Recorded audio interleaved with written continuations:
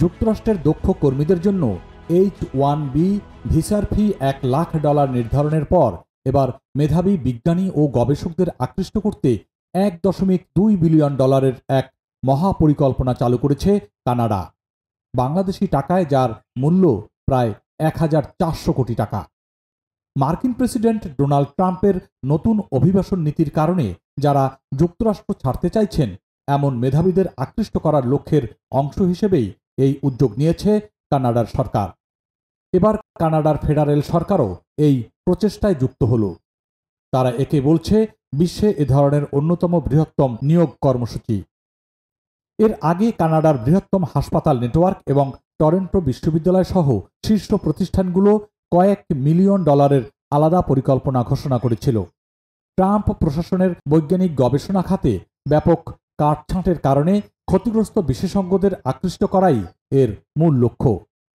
Canada সরকার সম্প্রতি জানিয়েছে আগামী 12 বছরে 1000-এরও বেশি বিশ্বমানের গবেষক ও বিশেষজ্ঞকে আকৃষ্ট এবং সহায়তা করতে এই বিনিয়োগ করা হবে। এই কর্মসূচির লক্ষ্য হচ্ছে বিজ্ঞান, চিকিৎসা ও উদ্ভাবনে কানাডাকে বিশ্বের শীর্ষ অবস্থানে নিয়ে যাওয়া। কানাডার শিল্পমন্ত্রী মেলোনি জোলি বলেছেন, অন্য দেশগুলো যখন বিজ্ঞান ও একাডেমিক স্বাধীনতায় বাধা দিচ্ছে, কানাডা তখনই বিজ্ঞানে বিনিয়োগ করছে। এই বিনিয়োগ আগামী প্রজন্মের জন্য আবিষ্কার, উদ্ভাবন ও সমৃদ্ধ ভবিষ্যৎ নিশ্চিত করবে।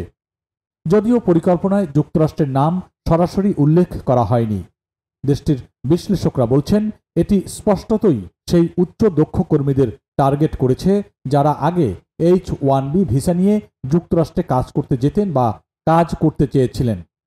এর আগে গত সেপ্টেম্বরে মার্কিন প্রেসিডেন্ট ডোনাল্ড ট্রাম্প এক নির্বাহী আদেশে ঘোষণা দেন বিদেশে বসবাসরত নতুন H-1B ভিসা আবেদনকারীদের প্রতি আবেদনে $1,00,000 ফি দিতে হবে। ট্রাম্প বলেছেন এতে মার্কিন কোম্পানিগুলো দেশীয় নাগরিকদের বিনিয়োগে উৎসাহিত হবে। তবে বিশ্লেষকদের মতে এই পদক্ষেপ যুক্তরাষ্ট্রের স্বাস্থ্য ও প্রযুক্তি খাতকে বিপর্যস্ত করতে পারে, কারণ এসব খাত আন্তর্জাতিক পেশাজীবীদের ওপর নির্ভরশীল। অন্যদিকে কানাডা বর্তমানে ডাক্তার সংকট ও চিকিৎসা সেবার ঘাটতির মুখে পড়েছে। এটি মোকাবিলায় সরকার ঘোষণা দিয়েছে যে যেসব বিদেশি চিকিৎসক কানাডায় অন্তত 1 বছর কাজ করেছেন তারা দ্রুত স্থায়ী নাগরিকত্ব বা এক্সপ্রেস এন্ট্রি পাওয়ার সুযোগ পাবেন। কানাডার অভিবাসন ও নাগরিকত্ব মন্ত্রী লেনা মেটলেজ ডিয়াব বলেছেন, এই বিশেষ ক্যাটাগরি ও প্রাদেশিক কোটা ব্যবস্থার মাধ্যমে আমরা চিকিৎসকদের দ্রুত নিয়ে আসতে পারব, যাতে দেশের প্রতিটি নাগরিক চিকিৎসা সেবা পায়।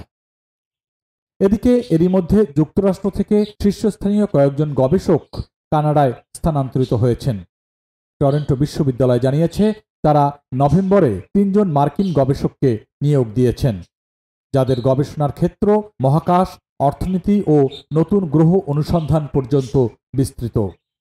মন্ত্রী জেলি আরও বলেছেন, বিশ্বের সেরা মেধাবীদের কানাডায় এনে আমরা এমন একটি জ্ঞানভিত্তিক শক্তিশালী অর্থনীতি গড়ে তুলছি যা G7 দেশগুলোর মধ্যে সবচেয়ে শক্তিশালী হবে।